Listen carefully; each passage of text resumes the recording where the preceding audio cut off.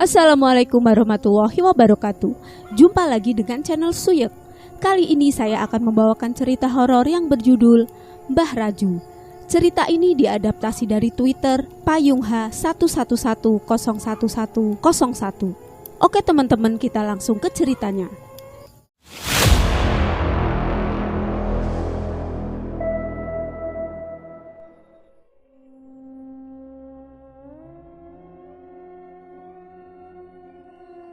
Kisah ini berasal dari seorang narasumber yang bernama Rifki.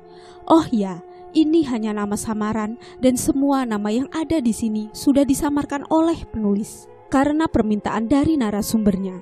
Jadi jika ada nama yang sama, itu cuma kebetulan saja. Jadi kisah ini dari sudut pandang Rifki, yang mana dia menceritakan kisah yang dialami bapaknya yang bernama Pak Hanbi dan terjadi pada tahun 2010 lalu. Jadi saat itu Pak Hanbi ini tinggal di Jakarta dengan istri dan 3 anaknya. Salah satunya si Rifki ini. Dan sebelum diceritakan kejadiannya, aku ceritakan dulu latar belakang keluarganya supaya kalian bisa paham dengan alur ceritanya.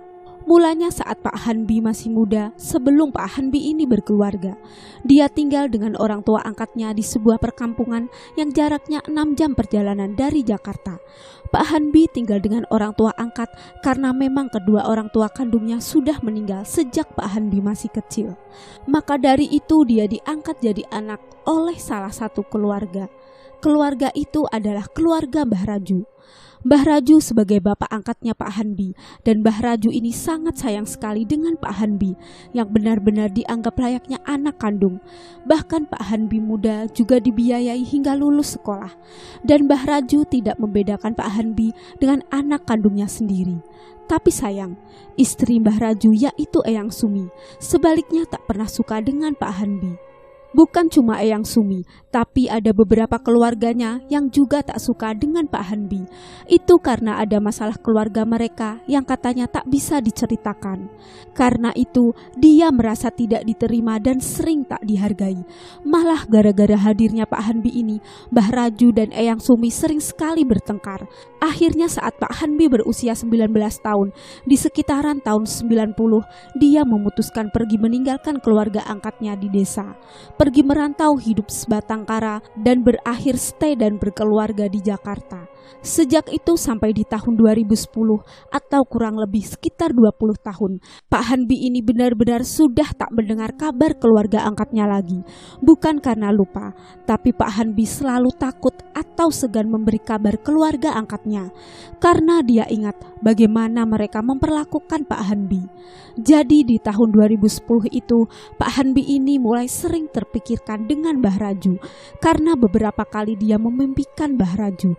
Dia tak bisa ingat bagaimana mimpinya, tapi yang dia ingat muka Mbah Raju yang sangat jelas sekali.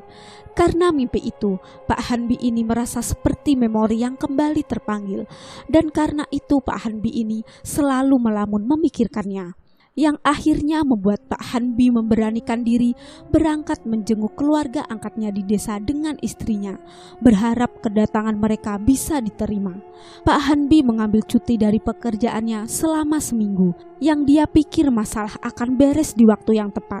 Lagi pula, cuti seminggu sudah tergolong lama menurut Pak Hanbi. Dalam perjalanan ke desa itu, ada kejadian aneh, yang mana terjadi di sebuah lokasi yang terbilangnya sangat ramai oleh kegiatan manusia.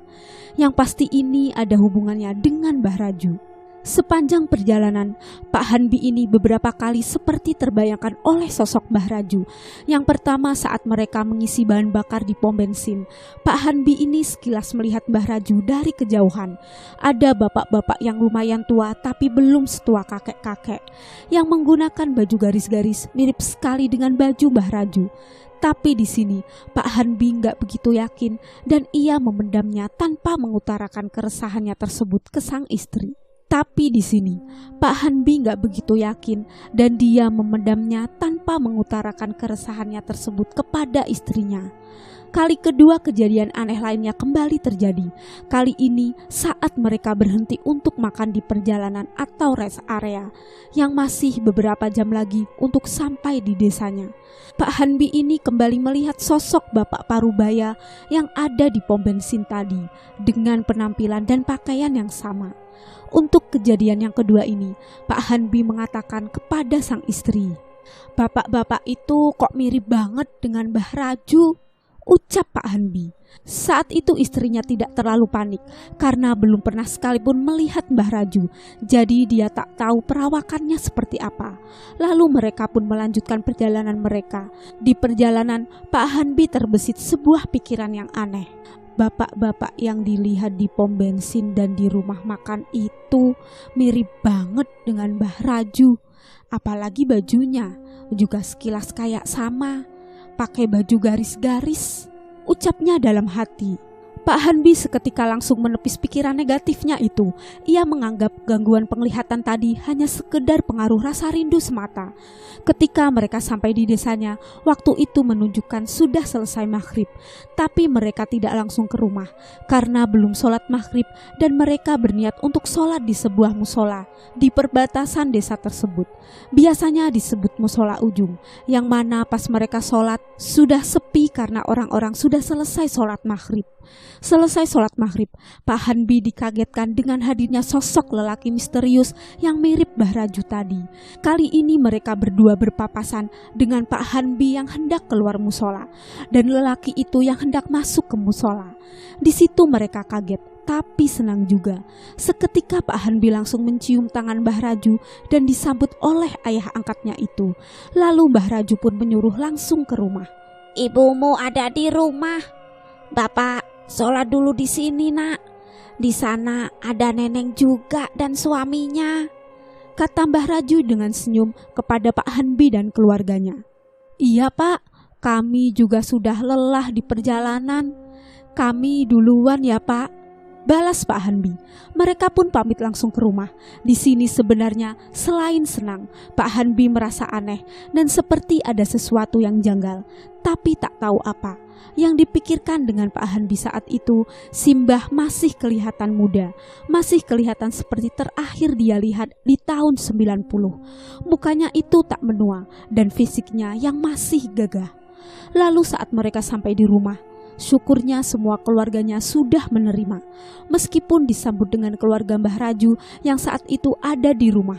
Di situ ada adik angkatnya Pak Hanbi, salah satunya yang kita fokuskan di sini yang bernama Neneng. Sebetulnya ada beberapa adik angkatnya Pak Hanbi, tapi mereka ada di lain desa. Saat itu Neneng ini udah berkeluarga, dia juga tinggal di rumah itu dengan suami dan keempat anaknya. Mereka salam-salaman dan terjadi begitu sangat dramatis karena sudah 20 tahun tak bertemu. Lalu Neneng pun mengajak mereka melihat Eyang Sumi, yang saat itu Eyang Sumi sedang berbaring di kamarnya. Jadi karena Eyang sudah cukup tua, umurnya sekitar 70-an, jadi Eyang Sumi sudah sulit untuk berjalan. Dia hanya menghabiskan waktunya lebih banyak berbaring, hanya sesekali jalan, yang itu pun harus dibantu atau pakai tongkat. Eyang Sumi saat itu sudah kesulitan dengar dan berbicara, jadi kalau ngomong suaranya sudah tidak jelas lagi. Di situ Pak Hanbi pun langsung mencium tangan Eyang Sumi. Di situ Eyang cuma menatap Pak Hanbi, tak bicara apapun. Tapi syukurnya Eyang senyum melihat Pak Hanbi. Pada kejadian tersebut, sepertinya Eyang Sumi sudah pikun dan melihat sosok Hanbi hanya sekedar orang baru saja dan sudah tidak membenci Hanbi lagi. Biarpun Neneng sudah berusaha menjelaskan dengan Eyang dengan suara yang agak keras dan dipadukan dengan semacam bahasa tubuh, tapi tetap saja respon Eyang Sumi hanya tersenyum. Setelah itu Neneng pun langsung menyuguhkan Pak Hanbi dengan istrinya dan anak-anaknya makan malam. Saat sedang mau makan, di sini Pak Hanbi menanyakan soal Mbah Raju. "Bapak masih lama nggak pulangnya? Tadi di musola ujung ketemu bapak, katanya mau sholat se." Neneng dengar itu kaget dan langsung ngerasa lesu. Akhirnya Neneng setelah tertegun beberapa saat, dia buka suara. "Bapak sudah ndak ada bang, sudah meninggal. Sudah dari tahun 92 setelah kamu ninggalin rumah. Bapak meninggal karena sakit." Jelas Neneng dengan agak berkaca-kaca. Pak Hanbi dan istrinya pun langsung kaget, merasa ketidakmungkinan. Karena di musola itu dia benar-benar melihat Mbah Raju dengan matanya sendiri. Bahkan sempat tegur sapa dan bersalaman dengan Mbah Raju juga. Tak mungkin selama ini Pak Hanbi mengigau atau berhalusinasi. Semuanya terasa nyata. Lalu Neneng menjelaskan lagi kalau ada sesuatu yang aneh dengan Mbah Raju. Karena beberapa tahun terakhir mereka juga sering melihat sosok Mbah Raju. Yang pasti mereka tidak tahu itu Mbah emang Mbah Raju atau sosok jin yang menyerupai Mbah Raju. Kadang mereka melihat itu di rumah atau di musola. Kadang mereka cuma dengar suara Mbah Raju. Itu sudah sering terjadi sejak beberapa tahun terakhir. Yang mereka juga tak tahu maksudnya apa. Apa karena Mbah gak tenang di alamnya atau gimana. Yang anehnya lagi, di waktu bersamaan juga sejak mereka mulai sering melihat sosok Mbah Raju, Eyang Sumi juga mendadak merasa tubuhnya berat, makin sulit bicara dan jalan. Dan itulah kenapa Eyang Sumi cuma bisa berbaring, cuma sesekali saja jalan. Itu pun kalau jalan cuma ke kamar mandi saja. Padahal sebelumnya Eyang Sumi masih sering kesana kemari, bahkan masih suka masak dan belanja. Semua terjadi begitu mendadak tentang sakitnya Eyang Sumi tanpa gejala sebelumnya. Di sini Pak Hanbi betul-betul tidak menyangka dengan kenyataan yang terjadi. Tubuh Pak Hanbi menegang dengan 1000 pertanyaan. Akhirnya Pak Hanbi nanya lagi, apa yang terjadi dengan bapak sama ibu? Kok bisa kayak gitu, Neng? Tanya Pak Hanbi. Akhirnya Neneng pun menceritakan dari awal mulanya. Awal mulanya sekitar 2 tahun yang lalu, Eyang Sumi yang keadaannya masih normal, tiba-tiba tengah malam sering ngomong sendiri. Mereka yang ada di rumah itu awalnya sempat mikir, mungkin Eyang Sumi hanya ngelindur. Tapi karena sudah terlalu sering dan percakapannya pun aneh, seolah-olah Eyang sedang ngomong dengan Mbah Raju. Akhirnya mereka beranikan tanya langsung ke Eyang Sumi.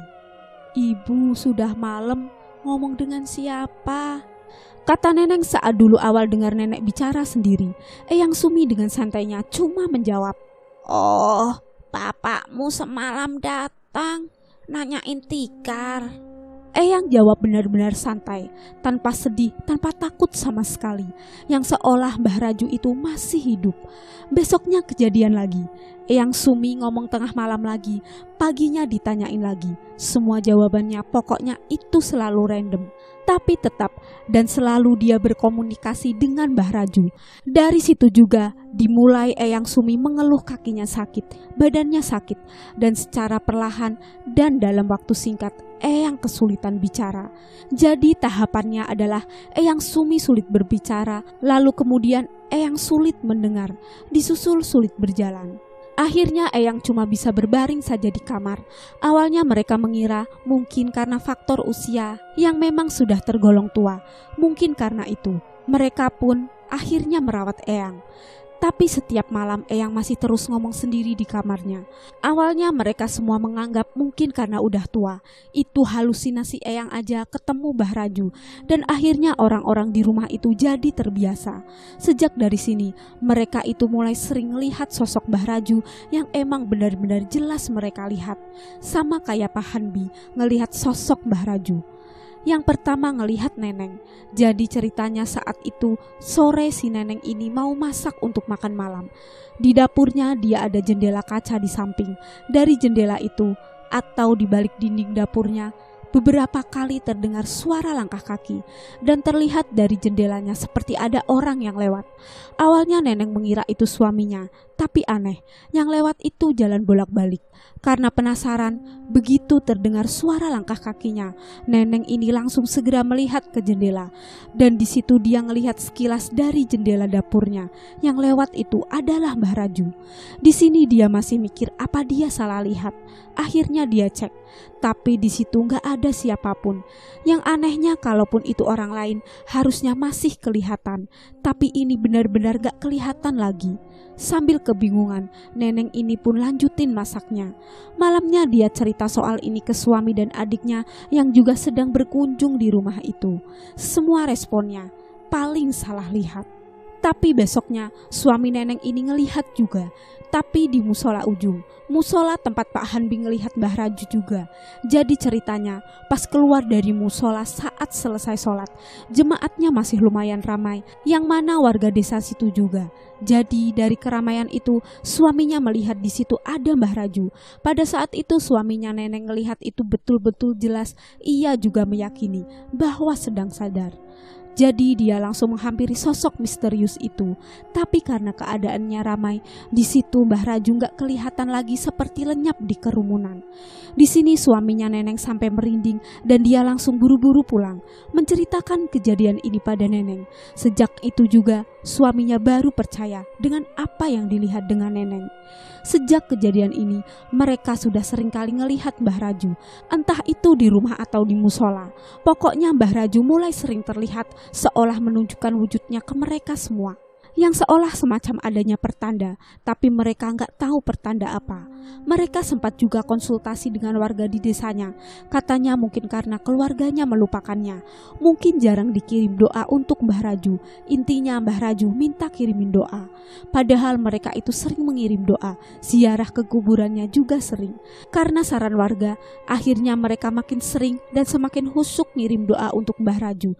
Tapi tetap saja Mbah Raju terus menunjukkan wujudnya. Mereka sekeluarga resah dan takut. Yang mereka takutkan Mbah Raju gak tenang di alamnya yang sekarang. Mereka semua mikir kenapa bisa, apa yang salah dengan Mbah. Padahal selama hidupnya Mbah adalah orang yang baik budi dan rajin beribadah juga. Tapi kenapa? Inilah yang jadi pertanyaan besar untuk keluarga angkatnya Pak Hanbi. Di sini Pak Hanbi mendengarkan pengalaman yang aneh dan menyeramkan dari keluarganya, seperti percaya tidak percaya.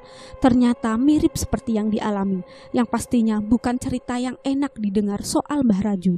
Apalagi di sini Pak Hanbi menjelaskan dengan Neneng soal maksud kedatangannya itu karena Pak Hanbi ini merasa terpanggil melalui mimpi, yang seolah itu cara Mbah Raju manggil Pak Hanbi untuk pulang. Yang sebelumnya Pak Hanbi ini benar-benar gak ngira kalau Mbah Raju udah meninggal. Di sini Pak Hanbi pun yakin kayaknya ada sesuatu yang membuat Mbah Raju selalu menampakkan wujudnya itu. Pasti ada sebabnya. Pak Hanbi pun mengajak Neneng untuk mencari jalan keluarnya. Pak Hanbi siap membantu keluarga Mbah Raju dan demi terjawab juga pertanyaan Pak Hanbi, kenapa Mbah Raju selalu menunjukkan dirinya yang sudah tiada.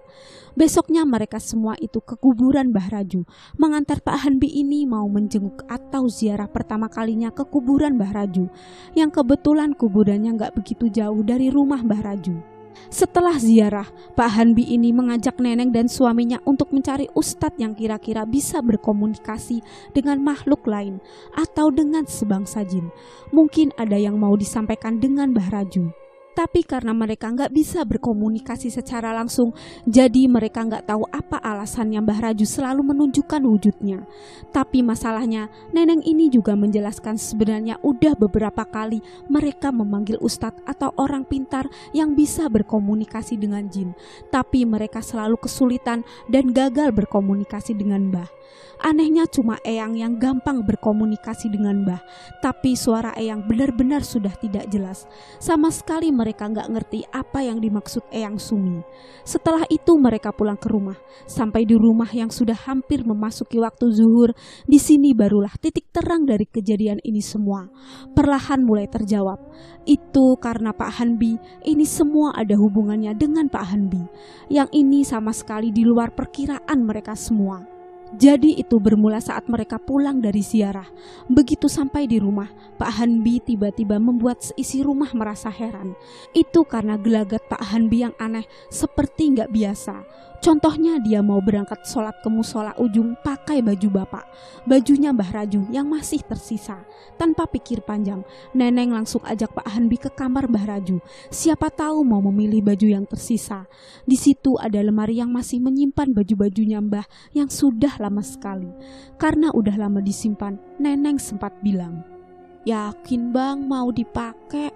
Ntar gatel loh. Pakai baju Mas aja dulu sholatnya Bang." Tawar Neneng untuk pakai baju suaminya ke Pak Hanbi. "Mau pakai yang itu aja, gak apa-apa. Saya kangen sama bapak. Tunjuk Pak Hanbi ke dalam lemari tersebut. Neneng ambil baju yang ada di lemari beserta peci yang biasa Mbah Raju pakai dulu. Berangkatlah Pak Hanbi ke musola. Sepulang sholat duhur, mereka mau siap-siap makan siang. Pak Hanbi tiba-tiba minta dibuatin teh gak pakai gula. Di sini Neneng langsung ngerasa ada sesuatu yang janggal. Karena di rumah mereka, kebiasaan Mbah dulu setiap pulang dari musola selalu minta dibuatkan teh. Lagi pula istrinya Pak Hanbi pun bingung, kenapa tumben gak pakai gula dan cuman Mbah yang minum teh itu tanpa gula. Pernah juga waktu Pak Hanbi dengan istrinya sedang keluar pergi makan sebentar. Lalu Neneng menelepon untuk menanyakan suatu hal. Cuma mau tanya di mana Pak Hanbi meletakkan kunci motor suaminya karena mau dipakai. Tapi yang didengar dengan Neneng justru suara Mbah Raju. Neneng sampai heran dengan apa yang barusan didengar. Seperti gak percaya, tapi betul-betul di sepanjang telepon yang Neneng dengar adalah suara Mbah Raju. Lalu sering sekali berulang kejadian soal kebiasaan-kebiasaan Mbah Raju yang dilakukan oleh Pak Hanbi, yang akhirnya Pak Hanbi sendiri pun bingung kenapa ia memakai baju Mbah Raju. Dan kenapa ia minta dibuatkan teh tanpa gula. Pokoknya banyak kegiatan di luar kesadarannya. Singkat cerita, di saat mereka hendak makan malam, ada keanehan lagi yang mana Pak Hanbi mengajak seluruh isi rumah untuk duduk dan mendengarkan penjelasan dia. Gelagatnya seperti lesu, tidak seperti orang yang masih muda. Nada bicaranya lama-kelamaan berubah yang membuat keadaan semakin merinding. Di situ Pak Hanbi berbicara dengan suara dan nada suara Mbah. Neneng yang sudah mengerti maksudnya sudah mempersiapkan mental jika bakal terjadi apa-apa. Tanpa berlama-lama, Pak Hanbi menjelaskan soal nazar yang membuat keluarganya heran. Nazar apa? Mereka semua sudah yakin kalau di dalam tubuhnya Pak Hanbi itu sudah diisi Mbah Raju. Dan Mbah Raju jelasin soal hutang nazar dengan penuh penyesalan. Sampai di situ aja. Cuma itu aja yang dijelaskan oleh Mbah Raju. Karena setelah itu Pak Hanbi langsung mematung. Semua keluarga Pak Hanbi bengong melihat gelagat dan penjelasan Pak Hanbi saat itu. Akhirnya Pak Hanbi minta ke kamar. Saya mau istirahat aja, badan saya lemas. Minta Pak Hanbi pada istrinya dan izin ke semua keluarganya. Sampai di kamar, Pak Hanbi tidur sampai sore. Dan sorenya Pak Hanbi bangun dengan kebingungan. Dia bingung kenapa dia pakai baju koko punya Mbah Raju. Dek, kenapa saya pakai baju ini? Ini kan baju bapak, tanya Pak Hanbi pada istrinya. Dalam hati, istrinya ternyata memang betul dari tadi pulang dari kuburan itu bukanlah diri Pak Hanbi, melainkan itu Mbah Raju. Pak Hanbi kelihatan sangat kelelahan, padahal kegiatan ia cuma sholat, makan dan tidur. Akhirnya yang rencananya malam itu mereka kembali ke Jakarta, tapi justru tidak jadi. Malamnya semua keluarga berkumpul untuk mendiskusikan persoalan yang membuat semua resah. Membicarakan soal nazar apa yang dimaksud oleh Mbah Raju tadi, tapi sulit sekali menelaah apa yang dinazarkan Mbah Raju. Sampai larut malam, berdiskusi pun belum dapat jawaban berikutnya. Paginya Pak Hanbi dan istrinya pulang balik ke Jakarta. Karena Pak Hanbi ini juga tidak bisa berlama-lama cuti. Tapi sebenarnya saat itu tubuh Pak Hanbi masih benar-benar terasa letih. Seperti tak enak badan sejak kemarin. Mau gimana lagi, tetap dipaksa pulang. Gak enak dengan atasan dan rekan kerja jika cuti lebih dari waktu yang ditentukan. Mereka pun pamit pagi itu. Di sini sebelum pamit, Pak Hanbi minta sama Neneng, kalau ada apa-apa lagi, saya siap bantu ya. Hubungi saya segera. Saya nanti lekas kesini, Neng. Tolong urus ibu, kata Pak Hanbi sembari pamit. Di sepanjang perjalanan pulang, Pak Hanbi ini kepikiran. Bukan cuma soal nazarnya, tapi yang aneh kenapa Mbah masuk ke tubuhnya. Padahal di situ ada 2 anak kandung Mbah, tapi kenapa Mbah lebih memilih Pak Hanbi? Singkat cerita, sampailah dia di Jakarta. Pak Hanbi masih berasa gak enak badan dan itu berlangsung selama 1 minggu. Pak Hanbi sampai panik karena dia takut kejadian seperti Eyang yang diceritakan Neneng. Dalam waktu singkat, Eyang sakit-sakitan sampai gak bisa jalan, dengar dan juga bicara. Itu juga yang ditakutkan Pak Hanbi terjadi pada dirinya. Tapi setelah seminggu, syukurnya sakitnya pun reda. Lalu beberapa bulan kemudian, setelah lama Pak Hanbi nunggu kabar dari Neneng, akhirnya Neneng menelepon, meminta segera untuk datang ke desa. Ada hal yang penting soal Mbah yang harus dijelaskan. Tanpa berlama-lama, langsung mereka persiapkan berangkat lagi ke desa dengan mengajak istri dan anak tertua Pak Hanbi, salah satunya Rifki. Waktu perjalanan ke desa, di sini Pak Hanbi sudah persiapkan kamera. Jika nanti sewaktu-waktu dia melihat penampakan orang yang mirip dengan Mbah lagi, itu rencananya mau difotoin. Tapi sama sekali gak kelihatan lagi. Akhirnya mereka nyampai di desa. Pas nyampe itu mereka sempat singgah juga di musola ujung dengan berharap ketemu sosok Mbah lagi. Tapi tetap saja mereka gak ketemu lagi. Lalu setelah dari musola mereka ke rumah. Di rumah ternyata sudah ramai karena semua anak-anaknya Mbah sudah berkumpul dari luar kota, yang saat itu sedang membicarakan soal nazar Mbah Raju. Di sini Neneng langsung menyambut mereka. Ternyata Pak Hanbi itu memang yang paling ditunggu-tunggu dengan keluarganya itu. Neneng pun langsung menjelaskan, "Kami semua sudah tahu Bang apa yang dinazarkan oleh Bapak," kata Neneng. Keluarganya nampak diam, begitu juga Pak Hanbi. "Mbah sempat sebelum meninggal, aku ingat itu. Dia jual tanah untuk operasi tumornya. Setelah operasi berhasil dan sembuh, Mbah bernazar yang pertama bakal melanjutkan pembangunan musola ujung. Yang kedua, ia mau mencarimu Bang, yang merasa bersalah waktu kamu pergi dari kami. Tapi pada akhirnya Bapak gak nepatin semua nazarnya." Jelas Neneng singkat. Sungguh mulia nazar Mbah Raju karena ia tak tega melihat warga desa yang beribadah di tempat yang tidak layak. Tapi alasan kedua, yaitu berhubungan dengan Pak Hanbi, justru lebih menyentuh hati Pak Hanbi. Saat Mbah sakit, itu terjadi beberapa bulan setelah Pak Hanbi kabur dari rumah, yaitu di tahun 90. Karena Pak Hanbi anak yatim piatu dan sudah lama dirawat Mbah Raju, Pak Hanbi dianggap seperti anak sendiri. Mbah selalu merasa bersalah saat Pak Hanbi melarikan diri karena disudutkan Eyang Sumi dan beberapa anak kandungnya. Di lain hal, Mbah Raju juga khawatir Pak Hanbi sebatang kara di tempat asing. Lalu setelah itu, tak lama kemudian Mbah sembuh setelah operasi. Keluarganya tak ada lagi yang tahu kalau Mbah pernah bernazar. 2 tahun kemudian setelah operasi dan Mbah sembuh, penyakit Mbah kambuh lagi. Penyakitnya semakin parah yang akhirnya Mbah meninggal di tahun 1992 dengan meninggalkan hutang nazarnya. Karena ada seseorang yang memang punya kemampuan soal ini, yang membantu keluarga Mbah Raju memecahkan apa yang dinazarkannya. Maka dari itu keluarganya ini bisa tahu soal nazar dari Mbah Raju. Katanya juga Mbah gak tenang sebelum nazarnya dilunasin. Maka dari itu semua, keluarga diminta untuk berkumpul, dihubungi dan menyuruh semuanya berkumpul, membicarakan bagaimana melunaskannya karena ini termasuk kesepakatan bersama menyangkut uang. Padahal musola ujung sudah selesai direnovasi, tapi demi nazar Mbah Raju, keluarga tetap menyumbang. Mereka pun meminta untuk Pak Hanbi bisa memaafkan Mbah soal nazarnya, yang Mbah sama sekali tidak berusaha mencari Pak Hanbi saat Pak Hanbi kabur dulu. Akhirnya keluarga kembali berziarah ke makam Mbah Raju, menemani Pak Hanbi mengirim doa juga menyampaikan perasaannya untuk Mbah Raju. "Pak, ini Hanbi sudah pulang." Setelah Bapak masuk ke dalam mimpi Hanbi langsung pulang. "Terima kasih Pak, sudah berjasa untuk Hanbi, bersikap adil sama Hanbi yang bukan anak kandung Bapak sendiri. Terima kasih, sekali lagi Bapak sudah adopsi Hanbi dari umur 3 tahun, kata Pak Hanbi di atas batu nisan Mbah Raju. Setelah semua nazarnya Mbah dilunasi dengan keluarganya, barulah semua keluarganya tenang. Dan inilah sebabnya kenapa saat itu Mbah masuk ke tubuhnya Pak Hanbi. Padahal Pak Hanbi bukan anak kandungnya. Itu karena nazarnya yang berhubungan dengan Pak Hanbi. Dan itu juga sebabnya kenapa Pak Hanbi ini dimimpikan yang seolah Mbah manggil Pak Hanbi pulang. Sejak semuanya sudah diselesaikan, tak lama kemudian Eyang Sumi juga akhirnya meninggal. Inilah kisah yang dialami Pak Hanbi dan keluarga angkatnya di suatu desa. Yang mana dari kisah ini juga semoga kita bisa jadikan pembelajaran betapa pentingnya nazar itu kita penuhi. Selesai.